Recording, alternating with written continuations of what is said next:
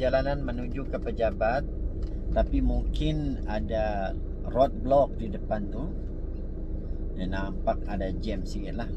Di belakang saya tadi ada accident, tambahlah jamnya. Okay, musim ni musim PKP sebab serangan pandemik COVID-19. Jadi sama-samalah kita mendoakan diri kita agar sentiasa dalam keadaan sihat, dalam keadaan selamat, sentiasa patuhi norma baru dalam kehidupan ini. Tutup mask, paruh mask ini kalau berada dalam lingkungan orang ramai kan, ataupun anda berada menjarakkan diri sekurang-kurangnya 1 meter daripada orang lain. Jangan terlampau berkumpul beramai-ramai sebab kita tidak tahu virus ini sudah hidup bersama kita, kita tak tahu dia di mana. Dan kepada yang kena kuarantin, saya doakan anda sentiasa dalam keadaan ceria, dalam keadaan sehat. InsyaAllah kalau kita ada kesungguhan untuk menyembuhkan diri, kita akan sembuh insyaAllah. Ya, pada pagi ini saya nak kongsi kepada anda semua tentang satu cerita. Cerita tentang kehidupan ini, tentang dunia ini. Kita perlulah menghargai dunia ini, alam ini. Sebab di sinilah kita hidup. Alam ini termasuklah kita manusia, termasuk tumbuh-tumbuhan, termasuk binatang dan unggas-unggas. Sama ada di udara, di dalam tanah. Di dalam tanah tu banyak kehidupan, cacing-cacing dan seumpamanya. Ataupun di lautan. Hargailah diri kita dan diri mereka. Hargailah yang bernyawa dan yang tidak bernyawa. Hargailah batu-batu, pokok-pokok, ulat-ulat, rumput-rumput dan semuanya.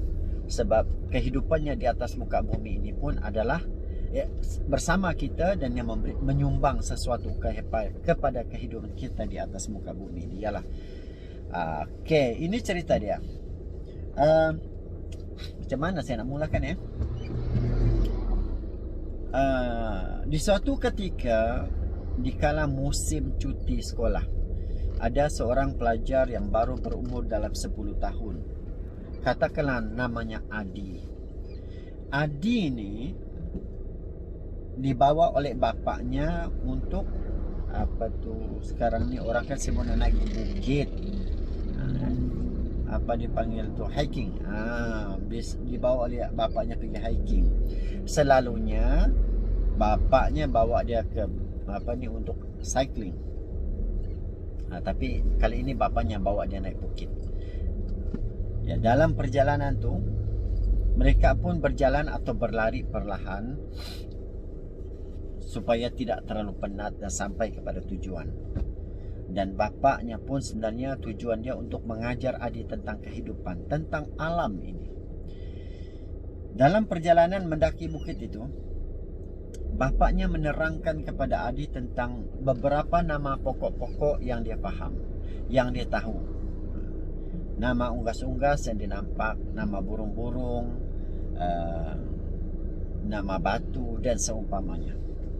Dan Adi pun dia sangat gembira, sangat ceria sebab inilah pertama kali dia tahu nama-nama pokok, dia tahu nama-nama batu, nama-nama rumput. Pertama kali dia dengar daripada bapaknya sendiri.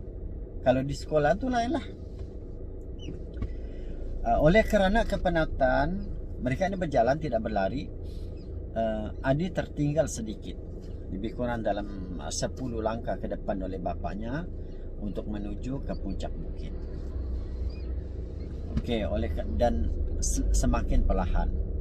Tiba-tiba Adi macam terjatuh, bukan terjatuh kuatlah, dia terjatuh sedikit dan lututnya terkena batu. Bayangkan sajalah kalau lutut kita terkena batu. Jadi Adi pun sengaja menjerit, aduh, sengaja dijeritnya. Tiba-tiba dia terdengar suatu suara lain. Aduh, suara itu pun ikut sama. Adi bingung. Suara apa itu? Jadi dia pun menjerit lagi. Siapa itu? Suara itu tadi pun, suara Adi itu pun dipantulkan semula. Dia kata, siapa itu? Wah, Adi tambah bingung. Siapa? Siapa di sana yang ikut-ikut cakap saya ni? Siapa?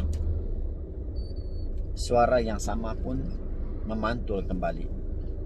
Dan Adi tambah bingung. Kemudian bapaknya yang berada lebih kuranglah 10 langkah ke depan, nampak Adi, nampak reaksi anaknya. Dia pun senyum, dia duduk, dia tengok satu-satu. Dia tengok perlahan-lahan apa reaksi anaknya. Anaknya mula berpusing ke kiri ke kanan. Siapakah yang bersuara itu? Dia tambah bingung, siapa itu? Dan okey, ada kereta depan. Sorry. Kemudian tiba-tiba Adi pun merapati bapaknya sambil memegang lututnya dan dia kata kepada bapaknya, "Ayah," dia cakap, "siapa tu? Siapa yang bercakap tu? Dia apa yang saya sebut, semua dia ikut." Okey, bapa Adi pun merapati anaknya dan sambil memegang belakang anaknya, dia kata, "Adi, itu adalah gema," dia kata. Adi tambah gema? Ya, gema itu adalah suara kamu sendiri yang apabila kamu lontarkan, dia akan terkena pokok-pokok, batu-batu, anak malam sekitar, udara, dan akan patah balik. Akan patah balik suara itu sebagaimana yang kita ucapkan. Oh, Adi cakap, begitukah? Ya. Jadi apalah fungsi itu?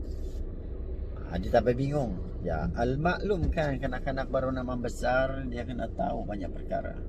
Jadi bapa dia kata begini, dia kata, dalam kehidupan ini, apa yang kita bagi dengan orang, itulah kita terima.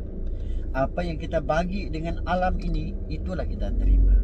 Kalau kita bagi dengan alam ini, dengan dunia ini, kita ucap kepada orang lain perkara-perkara elok, perkara-perkara baik, anda hebat, anda ceria, anda fokus, anda kaya, maka benda itu yang kita ucap itu akan kembali kepada kita.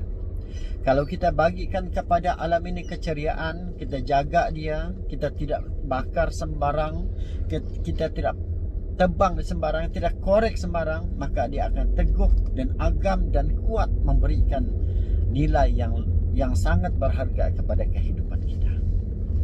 Wah, Adi pun tambah excited, dia tambah gembira. Oh, jadi bapa. Jadi kenapa bapa dia kata? Cuba Adi ucap,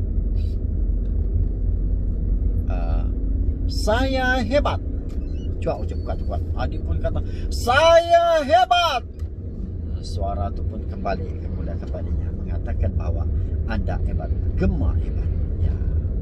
Dan Adi mula tersenyum dan bertekad dalam hatinya bahawa dia tak akan mengucapkan perkataan-perkataan yang negatif lagi selepas itu. Dia bertekad dia akan memberikan sumbangan kepada alam ini. Dia bertekad memberikan terbaik kepada manusia, kepada ibu bapanya, kepada guru-gurunya, kawan-kawannya dan alam sekeliling. Ya, tuan-tuan, puan-puan, apa yang kita pelajari pada cerita ini ialah apa yang kita berikan itulah kita dapat. Berikanlah yang terbaik. Mengajar anak-anak dari kecil akan menyerap ke dalam jiwanya dan menjadikan ia sebahagian daripada kehidupan dan tata cara kehidupannya. Dan ucapkanlah yang baik-baik agar kita mendapat manfaat. Jangan lupa